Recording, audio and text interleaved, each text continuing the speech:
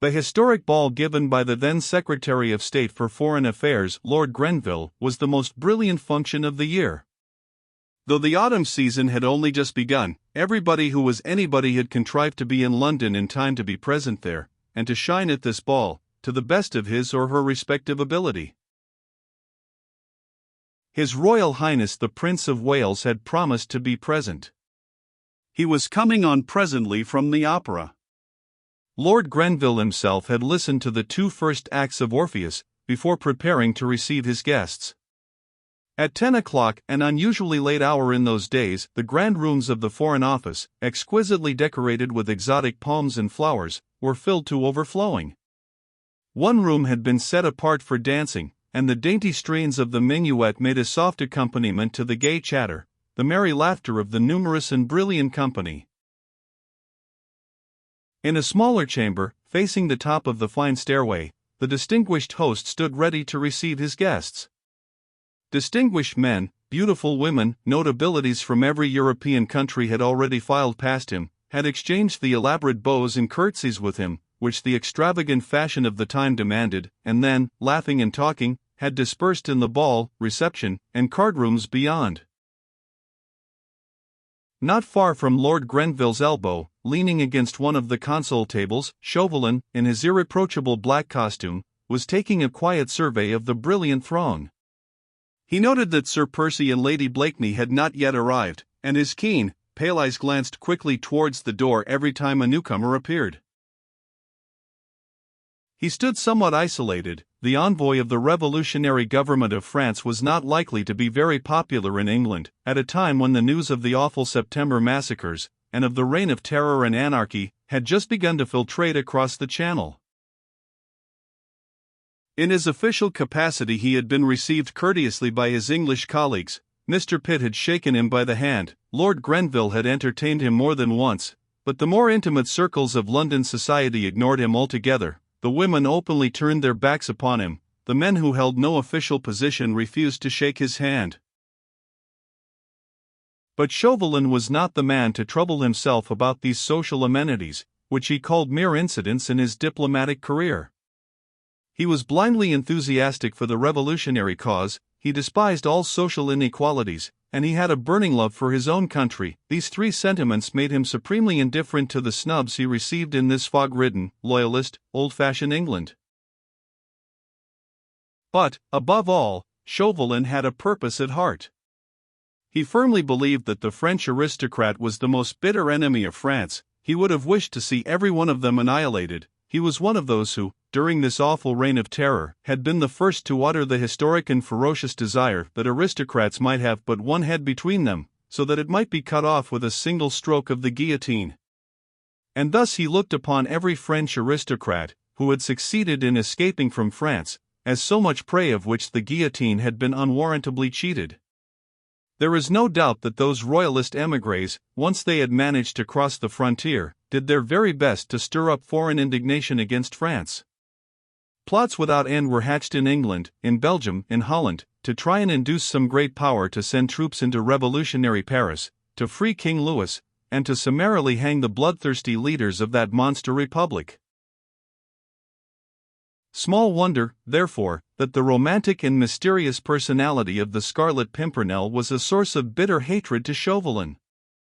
He and the few young jackanapes under his command, well furnished with money, armed with boundless daring and acute cunning, had succeeded in rescuing hundreds of aristocrats from France. 9/10 of the émigrés, who were fêted at the English court, owed their safety to that man and to his league. Chauvelin had sworn to his colleagues in Paris that he would discover the identity of that meddlesome Englishman, entice him over to France, and then. Chauvelin drew a deep breath of satisfaction at the very thought of seeing that enigmatic head falling under the knife of the guillotine, as easily as that of any other man. Suddenly there was a great stir on the handsome staircase. All conversation stopped for a moment as the major domo's voice outside announced, His Royal Highness the Prince of Wales and Suite, Sir Percy Blakeney, Lady Blakeney. Lord Grenville went quickly to the door to receive his exalted guest. The Prince of Wales, dressed in a magnificent court suit of salmon-colored velvet richly embroidered with gold, entered with Marguerite Blakeney on his arm, and on his left Sir Percy, in gorgeous shimmering cream satin, cut in the extravagant incroyable style, his fair hair free from powder, priceless lace at his neck and wrists, and the flat chapeau bras under his arm. After the few conventional words of deferential greeting, Lord Grenville said to his royal guest, "Will your Highness permit me to introduce M. Chauvelin, the accredited agent of the French government?" Chauvelin, immediately the prince entered, had stepped forward, expecting this introduction. He bowed very low, whilst the prince returned his salute with a curt nod of the head. "Monsieur," said His Royal Highness coldly, "we will try to forget the government that sent you, and look upon you merely as our guest, a private gentleman from France. As such you are welcome, monsieur." "Monseigneur," rejoined Chauvelin, bowing once again. "Madam," he added, bowing ceremoniously before Marguerite. "Ah! My little Chauvelin," she said with unconcerned gaiety, and extending her tiny hand to him. "Monsieur and I are old friends, your Royal Highness." "Ah, then," said the prince, this time very graciously, "you are doubly welcome, monsieur. There is someone else I would crave permission to present to your Royal Highness," here interposed Lord Grenville.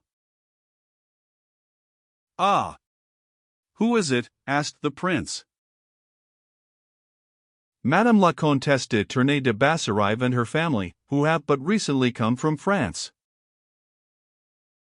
"By all means, they are among the lucky ones then." Lord Grenville turned in search of the Comtesse, who sat at the further end of the room. "Lud love me," whispered His Royal Highness to Marguerite, as soon as he had caught sight of the rigid figure of the old lady, "Lud love me. She looks very virtuous and very melancholy." "Faith, your Royal Highness," she rejoined with a smile, "virtue is like precious odors, most fragrant when it is crushed." "Virtue, alas," sighed the prince, "is mostly unbecoming to your charming sex, madam." "Madame la Comtesse de Tournay de Basserive," said Lord Grenville, introducing the lady. "This is a pleasure, madam. My royal father, as you know, is ever glad to welcome those of your compatriots whom France has driven from her shores." "Your Royal Highness is ever gracious," replied the Comtesse with becoming dignity. Then, indicating her daughter, who stood timidly by her side, "My daughter Suzanne, Monseigneur," she said. "Ah! Charming, charming," said the prince, "and now allow me, Comtesse, to introduce to you Lady Blakeney, who honors us with her friendship.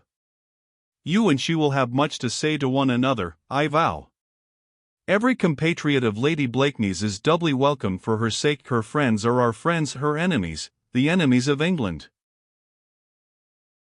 Marguerite's blue eyes had twinkled with merriment at this gracious speech from her exalted friend. The Comtesse de Tournay, who lately had so flagrantly insulted her, was here receiving a public lesson, at which Marguerite could not help but rejoice. But the Comtesse, for whom respect of royalty amounted almost to a religion, was too well schooled in courtly etiquette to show the slightest sign of embarrassment, as the two ladies curtsied ceremoniously to one another.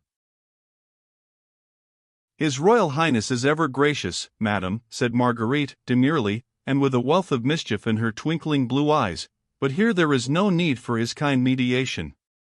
Your amiable reception of me at our last meeting still dwells pleasantly in my memory." "We poor exiles, madam," rejoined the Comtesse, frigidly, "show our gratitude to England by devotion to the wishes of Monseigneur." "Madam," said Marguerite, with another ceremonious curtsy. "Madam," responded the Comtesse with equal dignity. The prince in the meanwhile was saying a few gracious words to the young Vicomte. "I am happy to know you, Monsieur le Vicomte," he said. "I knew your father well when he was ambassador in London." "Ah, Monseigneur," replied the Vicomte, I was a little boy then, and now I owe the honor of this meeting to our protector, the Scarlet Pimpernel." "Hush," said the prince, earnestly and quickly, as he indicated Chauvelin, who had stood a little on one side throughout the whole of this little scene, watching Marguerite and the Countess with an amused, sarcastic little smile around his thin lips. "Nay, monseigneur," he said now, as if in direct response to the prince's challenge, "pray do not check this gentleman's display of gratitude. The name of that interesting red flower is well known to me and to France."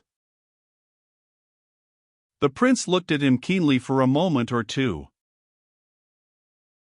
"Faith, then, monsieur," he said, "perhaps you know more about our national hero than we do ourselves, perchance you know who he is.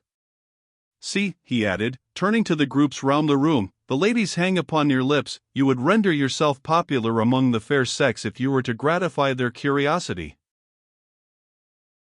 "Ah, monseigneur," said Chauvelin, significantly, "rumor has it in France that your highness could and you would give the truest account of that enigmatical wayside flower." He looked quickly and keenly at Marguerite as he spoke, but she betrayed no emotion, and her eyes met his quite fearlessly.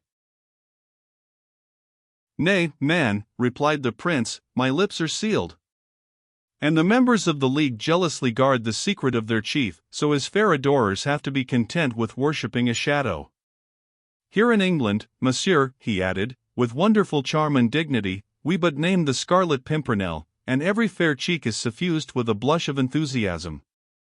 None have seen him save his faithful lieutenants. We know not if he be tall or short, fair or dark, handsome or ill-formed, but we know that he is the bravest gentleman in all the world, and we all feel a little proud, monsieur, when we remember that he is an Englishman." "Ah, Monsieur Chauvelin," added Marguerite, looking almost with defiance across at the placid, sphinx-like face of the Frenchman, "His Royal Highness should add that we ladies think of him as of a hero of old. We worship him, we wear his badge, we tremble for him when he is in danger, and exult with him in the hour of his victory." Chauvelin did no more than bow placidly both to the prince and to Marguerite. He felt that both speeches were intended each in their way to convey contempt or defiance. The pleasure-loving, idle prince he despised. The beautiful woman, who in her golden hair wore a spray of small red flowers composed of rubies and diamonds, her he held in the hollow of his hand, he could afford to remain silent and to await events. A long, jovial, inane laugh broke the sudden silence which had fallen over everyone.